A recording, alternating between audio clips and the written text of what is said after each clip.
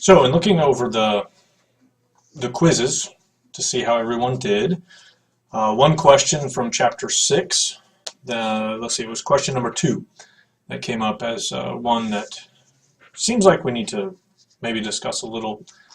So let's go through this idea of conformity within the social influence from chapter 6.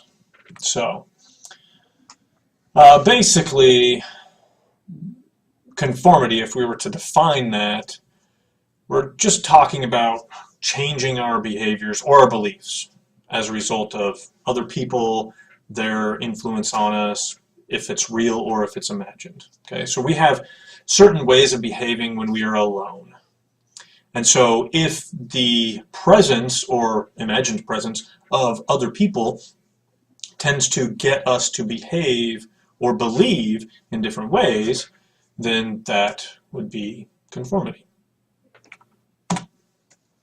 One quote that I really liked from the textbook: the key is whether your behavior and beliefs would be the same apart from the group. So if you're with them and you tend to behave in a certain way, would you continue that sort of behavior if you're away from the group? Okay, so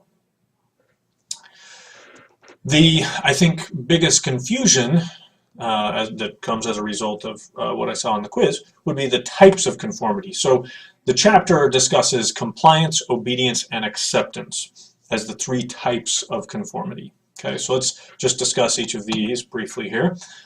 Compliance is an insincere outward behavior change.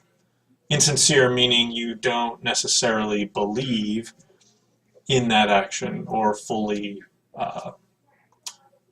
or aren't fully motivated internally toward that action. Okay, and the idea of rewards and punishments, so kind of the outcome of that behavior is kind of what drives that compliance or that change in our behavior. Okay, so that's compliance. Obedience would be that we have someone else and they're explicitly asking or commanding something of us, and we change as a result of that. Okay, so fairly simple on that one. And then we have acceptance. Acceptance is a sincere, so you can contrast this with compliance. Okay, so we have this outward behavior change that we show, okay, is actually sincere, meaning that inwardly our belief has also kind of changed right along with that. Okay, and that's acceptance. So if we look at our question, question number 2 from the quiz for chapter 6 says, after hearing a great deal about the benefits of soy products from your friends, you decide to drink soy milk instead of cow's milk. Your behavior is an example of. Okay, so now you're drinking soy milk instead of cow milk. So you've changed that behavior. So the options are obedience, acceptance, conformity, compliance. So obviously this is an example of conformity, okay? But one of these types of conformity would be a much better answer on this question. And in this case, acceptance would be the most or the best correct answer of the 4, okay?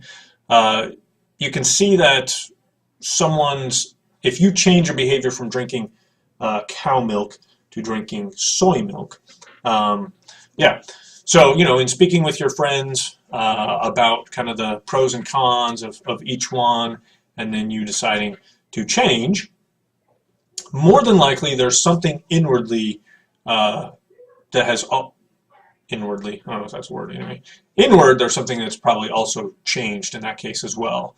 So that's why we would go along with the acceptance as the correct answer. Okay, let's just to dig a little bit deeper here. Okay, when it comes to these different types of conformity, we change our behavior and we change our belief. Okay, behaviors would be more of those outward, observable kinds of things. Okay, so all 3 of these we would tend to see a change in our behavior: compliance, obedience, acceptance.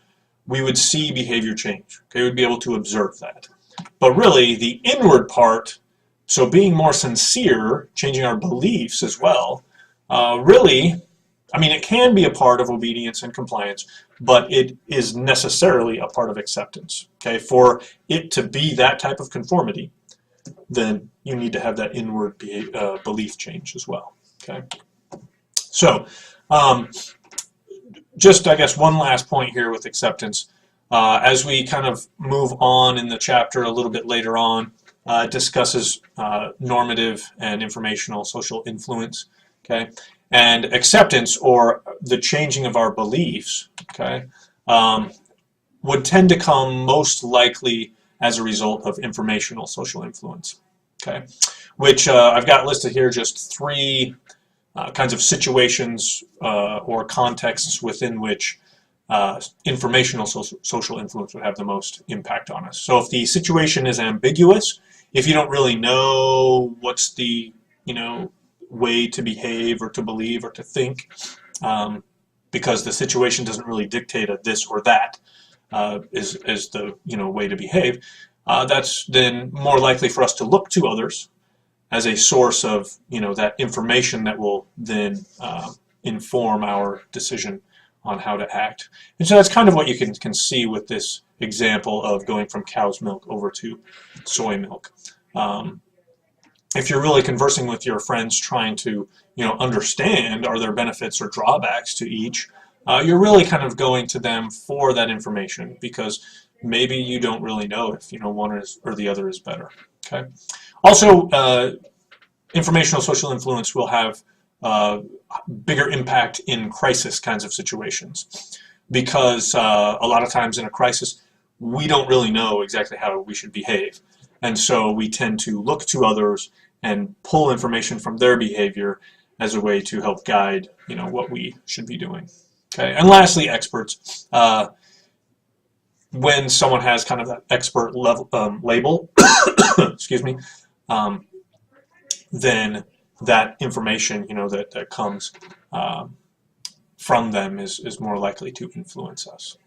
Okay, so that's a little bit about conformity, and again, those three types. I just felt that was an important thing to bring up and present a little bit more info on based on the results of that Chapter 6 quiz.